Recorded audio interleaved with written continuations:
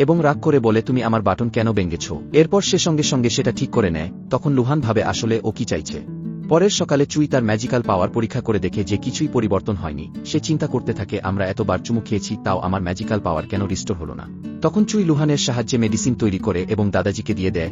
এরপর চুইর বাবা কল আসে। তার বাবা চিৎকার করে বলে তুমি শহরে এসেছো কিন্তু এখনো বাড়িতে আসোনি, যদি তুমি বাড়ি না ফিরো আমি তোমার মায়ের গহনা তোমাকে দেব না। তখন চুই রাজি হয়। আর চুই যখনই বাড়িতে আসে তার বাবা চিৎকার করে বলে তুমি এখনই জ্যাং এর কাছে মাফ চাইবে।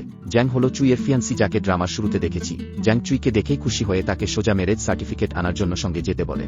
তবে চুই তাকে চিনে ফেলে এবং মনে মনে ভাবতে থাকে এটাই সেই ছেলে যে আমাকে ধোঁকা দিয়েছিল এবং যার কারণে আমি আমার এনগেজমেন্ট ক্যান্সেল করেছিলাম। চুই বলে আমি এই ছেলের সঙ্গে বিয়ে করিনি কারণ তার অন্য এক মেয়ের সঙ্গে সম্পর্ক ছিল।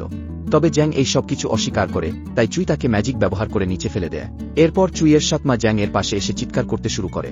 তখন তার বাবার গার্ডরা এসে জ্যাংকে বাঁচানোর চেষ্টা করে, কিন্তু চুই তার ম্যাজিক ব্যবহার করে সবাইকে হারিয়ে দেয় এবং বলে আমার বিয়ে ইতিমধ্যেই হয়ে গেছে। যখন সবাই জানতে পারে যে চুই লুহানের সঙ্গে বিয়ে করেছে, যিনি এই শহরের সবচেয়ে ধনী ব্যক্তি, তখন তারা বিশ্বাস করতে পারছে না। এরপর চুইয়ের বাবা রেগে গিয়ে তার মায়ের গহনা ভেঙে দেয়। তখন চুই চিৎকার করে যখন সে আবার তার ম্যাজিক্যাল পাওয়ার ব্যবহার করতে চায়, তখন সে বুঝতে পারে যে তার পাওয়ার কাজ করছে না। তারপর চুইয়ের বাবা তার গার্ডদের বলে তাকে ধরে আনার জন্য। সম্পূর্ণ ড্রামার এক্সপ্লেইন দেখতে চ্যানেলের বায়োতে ইউটিউবের লিংক দেয়া আছে।